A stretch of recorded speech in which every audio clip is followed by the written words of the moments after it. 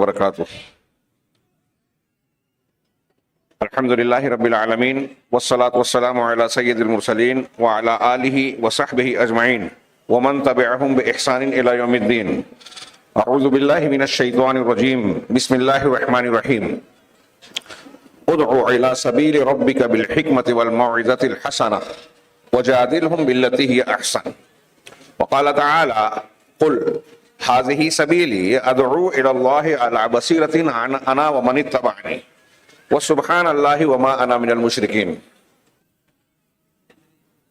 اس سالانہ اجلاس عام کے صدر محترم جناب ابو المجاہد الیاس صاحب، ناظم اعلیٰ جمعیت اہل حدیث تلنگانہ، جمعیت اہل حدیث تلنگانہ کے دیگر ذمہ داران، جمعیت اہل حدیث کریم نگر، مسجد اہل حدیث، مدرسہ محمدیہ جن کے زیر اہتمام اس جلسے کا انعقاد ہوا، اس کے ذمہ داران، دیگر ذمہ داران جمعیت و مسجد، اسٹیج پر تشریف فرما قابل احترام علماء، میرے بزرگوں، بھائیوں، دینی ماؤں اور بہنوں،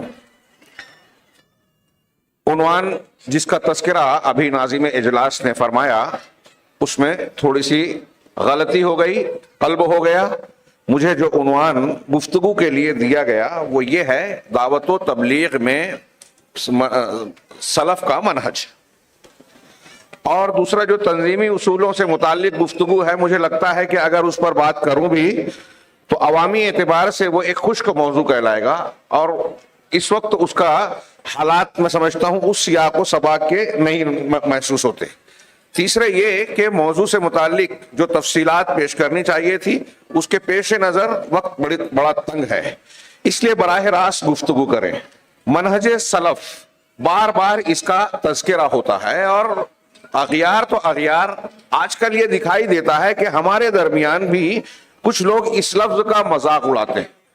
ہاں، میں نے یہ باتیں اور بھی کئی جگہ کہیں کہ یہ منہج کی پابندی اور قید کیوں لگائی جاتی ہے، یہ کوئی ہماری اختراع ذہنی اپج نہیں ہے، بلکہ یہ شریعت کی پابندی ہے۔ ہم دین کو مکمل کہتے ہیں، ہم قرآن و حدیث کے بہت سارے احکامات نصوص پر، اس کی نصوص کی روشنی میں یہ مانتے ہیں، یہ حکم دیتے ہیں کہ دین الہی وہی ہے جو وحی الہی کی شکل میں نازل ہوا۔ اتبعوا ما انزل الیکم من ربکم ولا تتبعوا من دونہ اولیاء، جو تمہارے پروردگار کی جانب سے نازل کیا گیا ہے اسی کی اتباع و پیروی کیجئے، اس کے علاوہ کسی اور چیز کے پیچھے مت چلیے۔ بالکل صاف تعلیم ہے۔ ترکت فیکم امرین لن تضلوا ما ان تمسکتم بہما کتاب اللہ و سنتی، دو چیزیں چھوڑے جا رہا ہوں۔ نبی پاک صلی اللہ علیہ وسلم دنیا سے رخصت ہونے سے پہلے پوری امت کو تا قیامت کو وصیت کر رہے ہیں، گمراہی سے بچنا ہے، انحراف سے بچنا ہے، صراط مستقیم پر قائم رہنا ہے، تو یہ دو چیزیں تھامے رہنا مضبوطی سے، اللہ کی کتاب اور میری سنت۔ سوال یہ ہوا کہ کیسے تھامنا ہے، تو نبی کریم صلی اللہ علیہ وسلم نے متعدد مقامات پر قرآن کی متعدد آیات میں کہا کہ وَمَن يُشَاقِقِ الرَّسُولَ مِن بَعْدِ مَا تَبَيَّنَ لَهُ الْهُدَى وَيَتَّبِعْ غَيْرَ سَبِيلِ الْمُؤْمِنِينَ نُوَلِّهِ مَا تَوَلَّى، جو شخص رسول کی مخالفت کرے ہدایت واضح ہو جانے کے بعد، اللہ کے نبی صلی اللہ علیہ وسلم کا طریقہ، آپ کی سنت، آپ کی حدیث آپ کو معلوم ہو گئی، واضح ہو گئی، اور اس کے بعد آپ اپنی چیمے گوئیاں، اپنے ذہنی دلالت، ذہنی تحفظات، میرا مسلک یہ ہے، فلاں کا قول یہ ہے، ہمارا روایت اور ریت یہ چلی آ رہی ہے، اللہ کے رسول صلی اللہ علیہ وسلم کی یہ حدیث سائنس اور ٹیکنالوجی کی روشنی میں سمجھ میں نہیں آتی، عقلیت کی معیار پر پوری نہیں اترتی، میری سمجھ میں نہیں آتی۔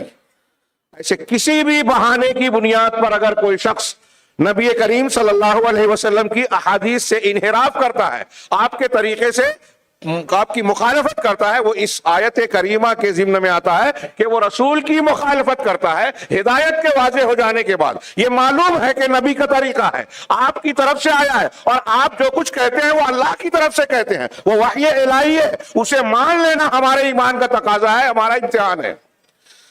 لیکن اگر اس کے باوجود کوئی مخالفت کرے، وَيَتَّبِعْ غَيْرَ سَبِيلِ الْمُؤْمِنِينَ، اور مومنین کی راہ سے ہٹ کر دوسرا راستہ اختیار کرے۔ آیت کے نزول کے وقت جب یہ قرآن کی آیت آئی تو مومنین کون تھے؟ صحابہ کرام۔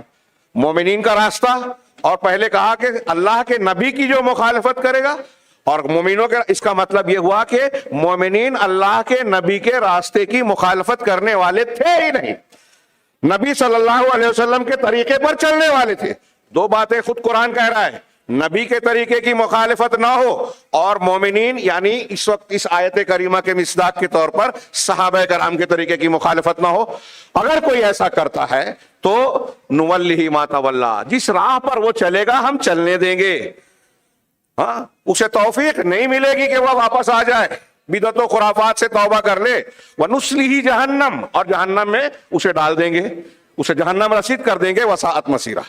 اس آیت سے اور ایسی بہت ساری آیت اور دلائل سے، نصوص سے یہ استدلال ہم کرتے ہیں کہ قرآن و حدیث کو ماننا ہے ویسے جیسے عہد اول کے مسلمانوں نے یعنی صحابہ کرام نے قرآن و حدیث کو سمجھا، مانا اور اس کی اتباع کی۔ قرآن و حدیث کی منہج بالکل واضح صاف ہے، دنیا میں بار بار اعلان کر کے کہنے والی بات کہ دین کامل اور مکمل ہے۔ ہمیں کسی دوسرے ہدایت کے لیے، جنت کے راستے پر چلنے کے لیے کسی کے دماغ کی، عقلیت کی، ذوق کی، کسی کے خواب کی، کشف کی، رائے کی، اجتہاد کی، کسی اور مذہب کی، کسی تعلیم کی کوئی ضرورت نہیں ہے۔ جدید سے جدید ترقیات آ جائیں، آپ کو اسلامی تعلیمات سب سے تازہ، سب سے فریش اور حالات اور وقت کے اعتبار سے سب سے موزوں نظر آئیں گی۔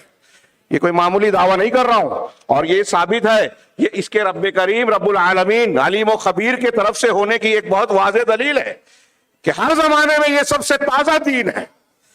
کیسے بھی الٹ پلٹ ہو جائیں، حالات تبدیل ہو جائیں، آپ کی، ہماری، انسانوں کی، مرد اور عورتوں کی، اور کتنی بھی ترقی ہو جائے، ان کی فطرت، ان کی ضروریات، ان کے تقاضوں، زندگی کے تمام تقاضوں کی بھرپور تکمیل کرنے والا یہ دین ہے، کسی اور کے محتاج نہیں ہے۔ لہٰذا اس دین کے جو معانی اور مطالب، جو مدلولات قرآن نے بتائے، حدیث نے بتائے، اور اس کو جس طرح سے صحابہ نے سمجھا، اس پابندی کے ساتھ اگر کوئی اختیار کرتا ہے تو اس گروہ کو جو اس پابندی کو اپنی زندگی میں ملحوظ رکھتا ہے، اپنے عقیدے میں، عبادات میں، اعمال میں، احکامات میں، حلال و حرام میں، اخلاقیات میں، حقوق کی ادائیگی میں، جو اس حصول کو جانتا، اختیار کرتا ہے منہجی طور پر کہ قرآن، حدیث، صحابہ کرام کے طریقے پر، وہی اللہ کے اس راستے پر ہے جس کو صراط مستقیم کہا گیا، اس راستے پر ہے جس کو نجات کا راستہ کہا گیا۔ 73 فرقوں میں سے وہ گروہ جو کامیاب اور نجات پانے والا ہے، نبی صلی اللہ علیہ وسلم نے فرمایا وہ ہوگا جس پر میں اور میرے صحابہ ہیں۔ اب یہ پورا دین ہے مکمل، عقیدہ ہمیں وہی سے لینا ہے، عبادات وہی سے لینا ہے، جو عبادت بتائی وہی کرنا ہے، اتنی ہی کرنا ہے، جیسے بتایا ویسے ہی کرنا ہے۔ دین کا ہی ایک فریضہ اور ایک عمل ہے امر بالمعروف اور نہی عن المنکر، جو آج ہمارا موضوع ہے، دعوت و تبلیغ۔ اس کی تفصیل کا موقع نہیں ہے، بہت ہی مختصر وقت ہے۔ بعض اطلاقات اغیار سے متعلق ہے کہ ہمارے غیر مسلم ہمارے مخاطب ہوں، مدعو ہوں، مسلمانوں میں جو مسلمان کہلانے والے ہوں، اہل شرک ہیں، اہل کفر ہیں، اگرچہ مسلمان کہلا رہے ہیں، یا اہل اہوا اور اہل بدعت ہیں، وہ بھی ہمارے مخاطب ہیں، اور جو اہل الحدیث جو شرک اور بدعت سے بظاہر نظریاتی طور پہ پاک ہیں، صاف ہیں منہجی اعتبار سے، لیکن ان کے ہاں انحرافات پائے جاتے ہیں، یہ سب، ان سب چیزوں کو مخاطب میں ہم دعوت و تبلیغ اور اصلاح کی کوششوں میں شامل مانتے ہیں۔ اگرچہ مجھ سے پیش رو کا جو عنوان تھا دکتور حفظہ اللہ کا، اصلاح معاشرہ، اس میں یہ بات آ جاتی ہے۔ ہم ان سب چیزوں کو لے کے چلیں، بہت ہی کم وقت ہے، اس لیے براہ راست میں جس آیت کو میں نے پڑھا اس پر آتا ہوں۔ اللہ رب العالمین نے اپنے نبی جناب محمد رسول اللہ صلی اللہ علیہ وسلم کو خطاب کر کے کہا، میں نے جو تمہید بیان کی اس کا حاصل یہ ہے کہ دعوت و تبلیغ میں ہم منہج سلف کیوں دیکھ رہے ہیں؟ ہر چیز میں منہج سلف، صحابہ، تابعین، تبع تابعین، خیر الناس کرنی ثم الذین یلونہم ثم الذین یلونہم۔ اللہ کے رسول نے کہا یہ سب سے خیر کا زمانہ ہے صحابہ، تابعین، تبع تابعین کا۔ خیر کیوں ہے؟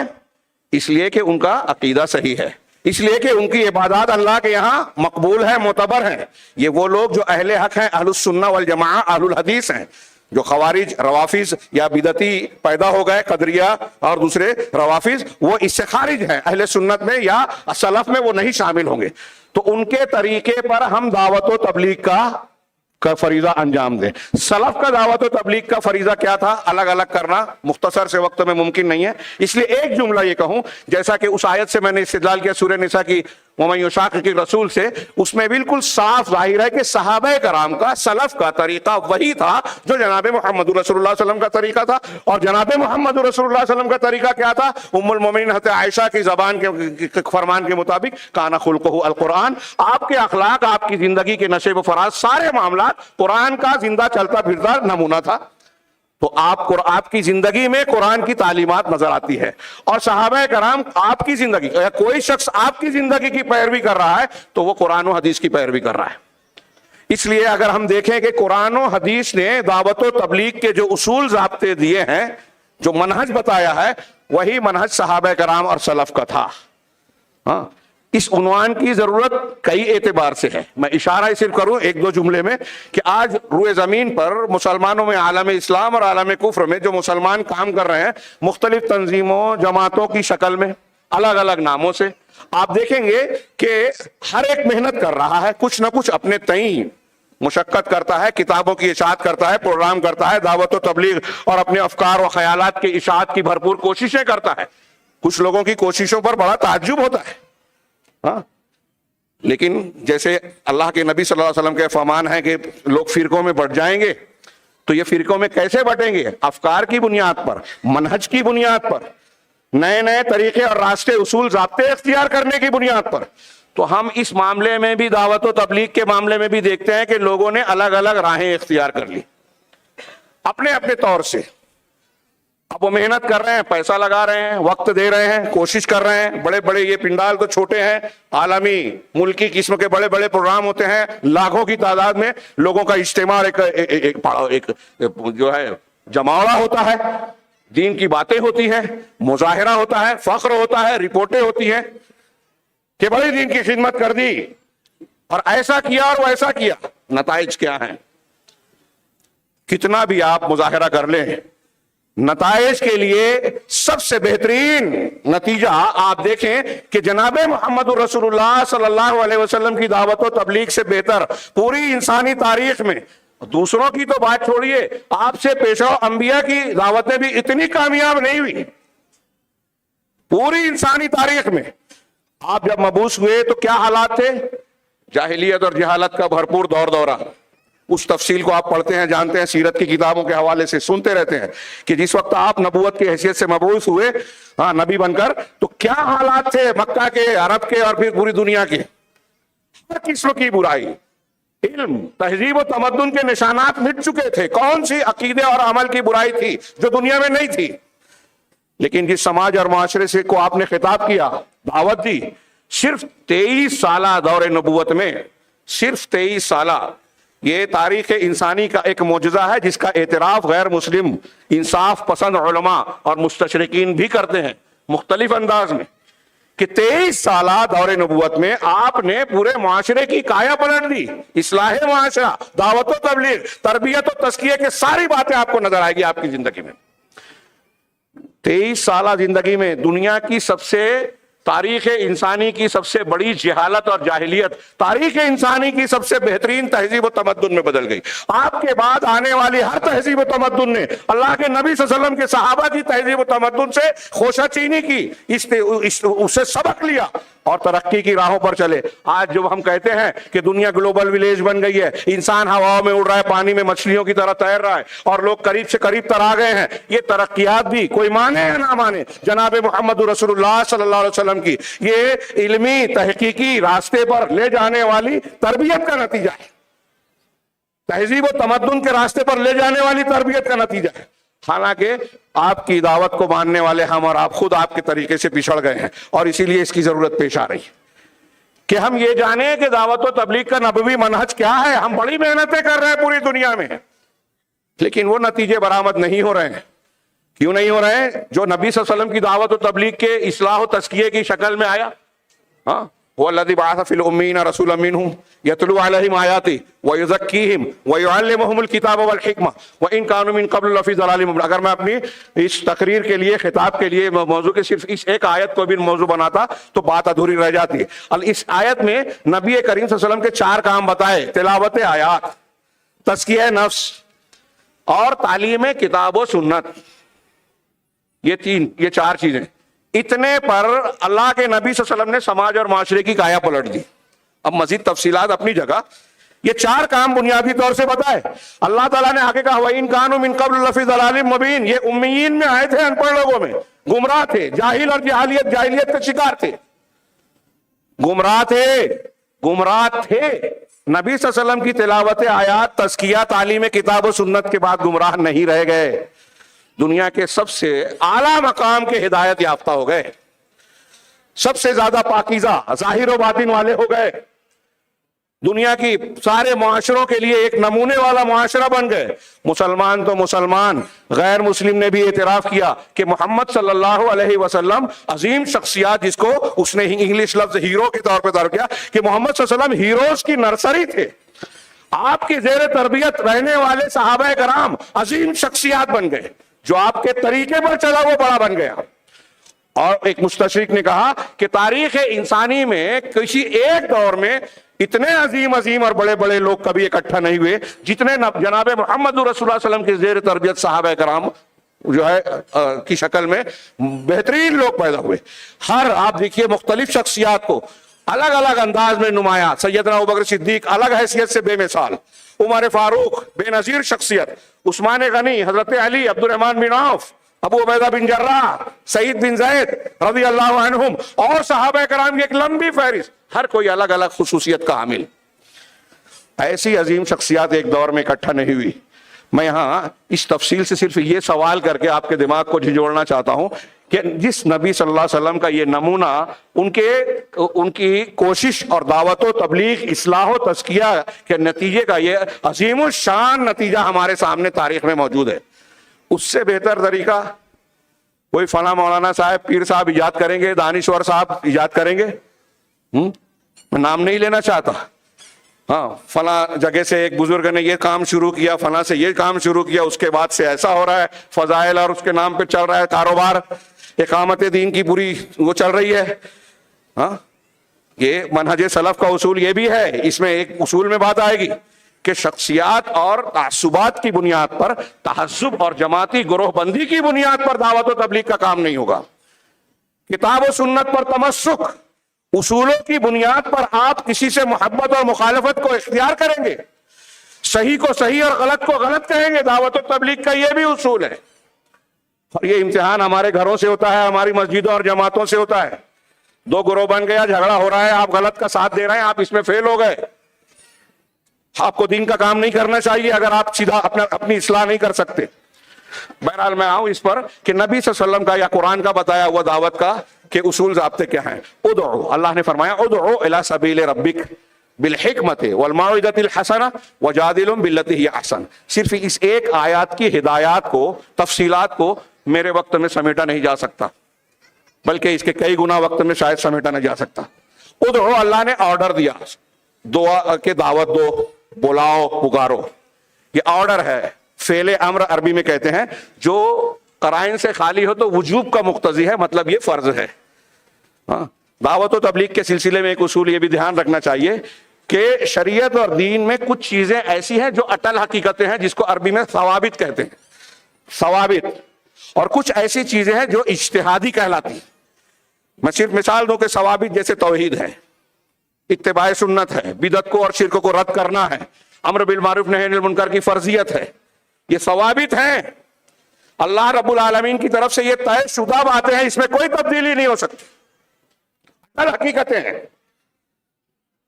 تو دعوت و تبلیغ کے سلسلے میں اس کی شروط, اس کا حکم حسب ماحول, حسب اقتضا, اس کی شروط, اس کا حکم اور اس سے متعلق جو مواد اور مقصد ہے, اس میں کوئی تبدیلی نہیں.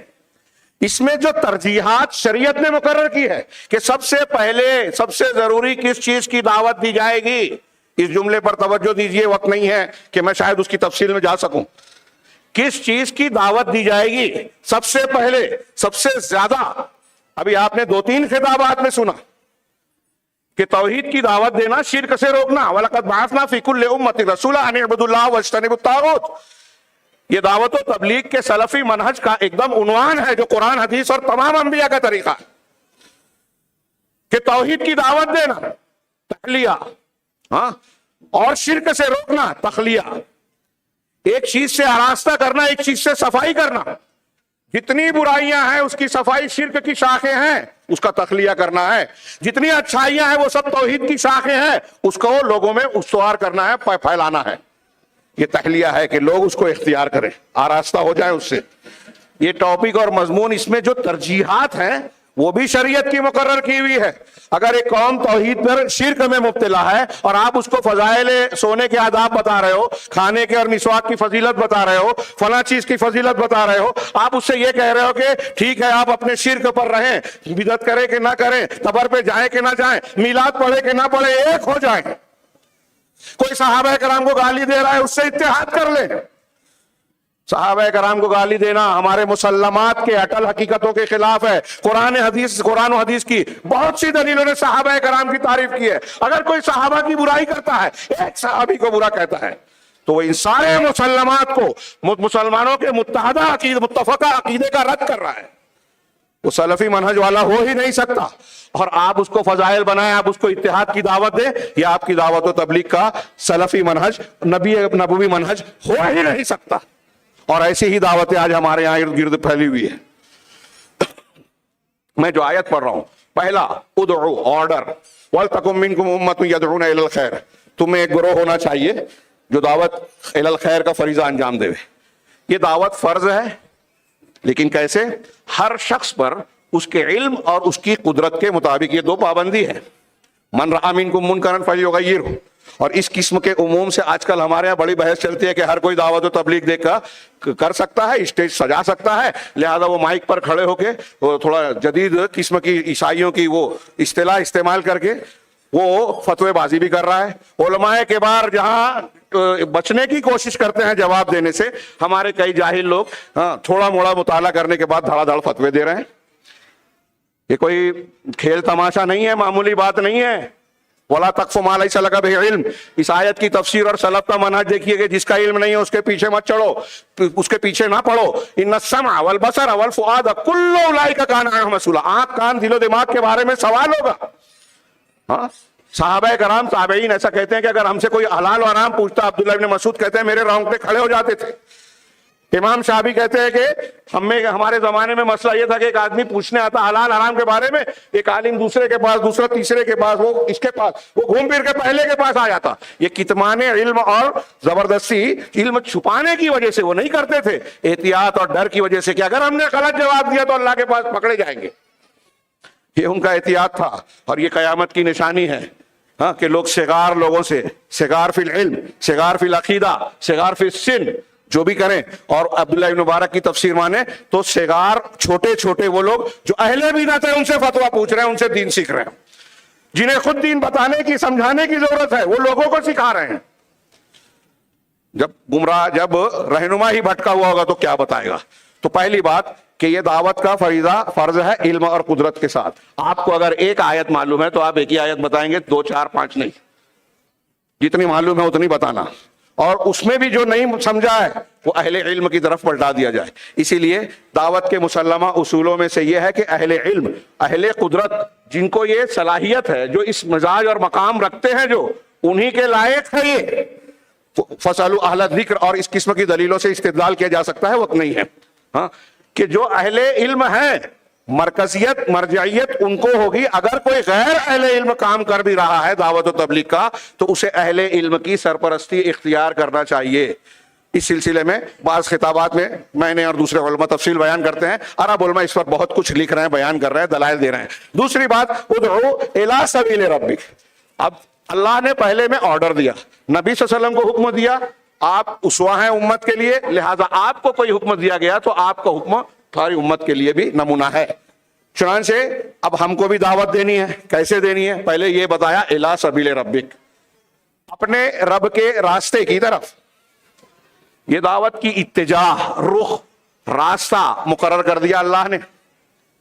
ہاں, میرے پیر صاحب یہ کہتے ہیں, فلاں نے فضائل والی یہ کتاب لکھی ہے, میں اس کی طرف دعوت دیتا ہوں. ان کا جو طریقہ ہے تزکیہ نفس کا, چشتیہ, قادریہ, نقشبندیہ, سحر وردیہ, رفاعیہ, فلاں کا سلسلہ, فلاں کا مسلک, فلاں کا لٹریچر, ان کی طرف بلاتا ہوں. نہیں, آج کل ہمارے یہاں نوجوان متاثر ہوتے ہیں تو یہ منحرف لوگوں کی لٹریچر کتابیں زیادہ پڑھتے پڑھاتے اور پھیلاتے ہیں، قرآن و سنت پر مبنی کتابوں کو کم پھیلاتے ہیں اور علماء کے تعلق سے بدگمانیوں کا شکار ہیں، یہود نصارہ اور ان کے اعلی کار کے پروپیگنڈوں کے شکار ہیں کہ علماء کو فقہ واقع نہیں معلوم، علماء یہ نہیں جانتے، علماء جدید تقاضوں سے واقف نہیں ہے۔ یہ لکھ لیجئے، جان لیجئے کہ جو شخص قرآن و حدیث کو جتنا جانے گا، قرآن و حدیث کا جو جتنا جانکار ہوگا، وہ فقہ الواقع یعنی حالات کو سمجھنے، اس کے صحیح نتیجے تک پہنچنے اور گہرائیوں تک پہنچنے کا سب سے زیادہ ملکہ رکھے گا۔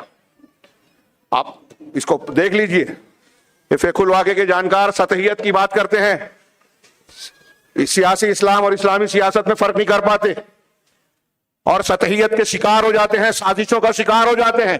قرآن و حدیث پہ چلنے والا، ابھی آپ نے سنا عقیدہ توحید پر چلنے والا جس طرح اوہام و خرافات سے محفوظ ہوتا ہے، ویسے لوگوں کی سازشوں اور چالوں کو سمجھنے میں سب سے تیز آپ کو وہ آدمی ملے گا جو قرآن و حدیث سے قریب ہے، اس کو اتنا زیادہ شعور، ادراک اور فراست نظر آئے گی آپ کو اس کے اندر جو قرآن و حدیث سے قریب ہے۔ تو میں یہ کہہ رہا تھا کہ ایک تو قرآن و حدیث کی پابندی، الی سبیل ربک، اللہ نے نبی کریم صلی اللہ علیہ وسلم کو حکم دیا کہ بلانا کدھر ہے، آپ کے اپنے راستے کی طرف نہیں، فلاں سلسلے کی طرف نہیں، فلاں مسلک کی طرف نہیں، فلاں شخصیت کی طرف نہیں، قرآن کا فرمان بتا رہا ہوں۔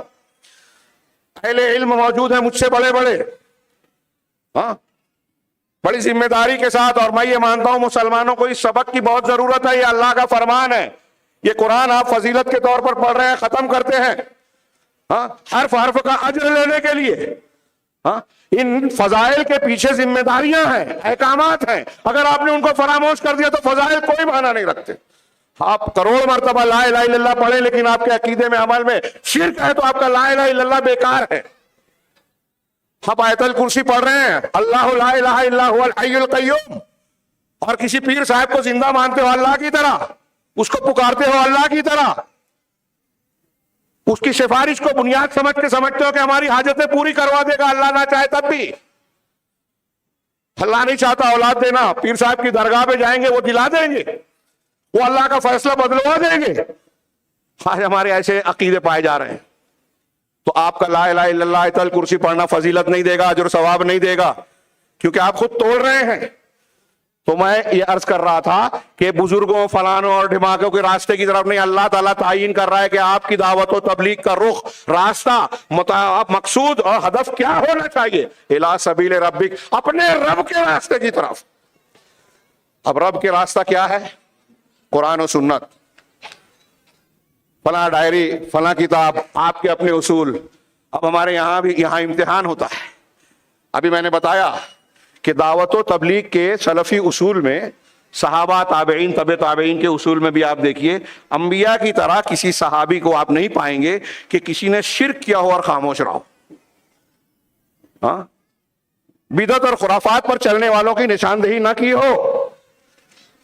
صحیح مسلم کتاب الایمان میں اہل علم جانتے ہیں، میں صرف اشارہ کر رہا ہوں، حضرت عبداللہ ابن عمر رضی اللہ تعالیٰ عنہ کو ایک شخص نے کہا کہ ہمارے ہاں بصرہ میں محبت جونی نام کا ایک شخص پیدا ہوا، نام لے کے بتایا، وہ تقدیر کا انکار کرتا ہے۔ حضرت ابن عمر نے کہا کہ جا کے کہہ دو، ہاں اگر میں اس سے بری ہوں، وہ مجھ سے بری ہے، جب تک وہ تقدیر پر ایمان نہ لائے۔ پھر حدیث پیش کی کہ اللہ کے رسول نے فرمایا ایمان یہ ہے کہ تم اللہ پر، کہ اگر وہ احد پہاڑ کے برابر سونا، بولیں گے تو کہیں گے ارے مولانا صاحب تو اختلافی بات کرتے، یہ بھی صحیح اور یہ بھی صحیح۔ ختم ہو گیا وقت ختم ہو گیا ہے۔ اللہ کے راستے کی طرف بلایا جائے، اور جو طریقہ تھا وہ حکمت کے تحت، اخلاقی حکمت، علمی حکمت، منہجی حکمت، اور بہت ساری حکمت کے تحت، جیسے جس میں نرمی سے بات کرنا، اور آپ کے اخلاق میں نرمی ہو، طلب ہو، اخلاص ہو، خیر خواہی ہو، ہاں یہ ساری چیزیں دعوت کے اصولوں میں آتی ہیں۔ اور یہاں احقاق حق کے ساتھ ابطال باطل بھی آتا ہے۔ نبی کریم صلی اللہ علیہ وسلم نے خوارج کی نشاندہی کی، آپ نے گمراہ فرقوں کا رد کیا، اور یہاں تک کہا کہ خوارج کو، جن کو آپ دیکھیں گے کہ بڑی نمازیں پڑھتے ہیں، بہت زیادہ عبادت کرتے ہیں، صحابہ کرام اپنی عبادت کو ان کے سامنے کم سمجھیں گے، لیکن کہا کہ وہ دین سے اس طرح نکل جائیں گے جیسے اس تیر جو ہے شکار کو چھید کر نکلتا ہے۔ ہاں یہ میں استدلال اس سے کر رہا ہوں کہ سلفی منہج میں اگر کوئی ایسا اہل اہوا اور اہل بدعت، ایسے انحراف والے لوگ جن کی وجہ سے تفرق پیدا ہوتا ہے، جو صراط مستقیم سے قرآن و حدیث کے اصولوں سے ہٹ کر دوسرے اصولوں کو اختیار کرتے ہیں، اگر وہ سامنے آتے ہیں تو اس باطل کا رد کرنا یہ حق کی حفاظت اور حق کی نصرت، دعوت و تبلیغ کے فریضے کا ایک حصہ ہے۔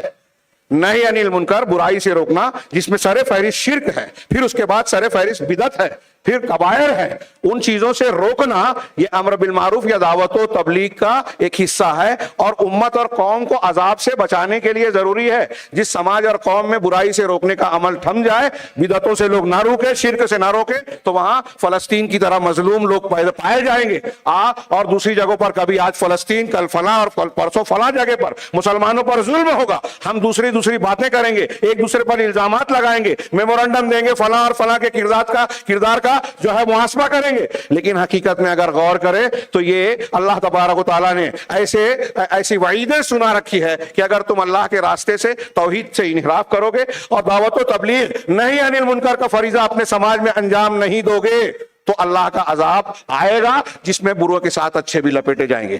بہت ساری باتیں تھی، بہت ہی اہم عنوان اور موضوع ہے۔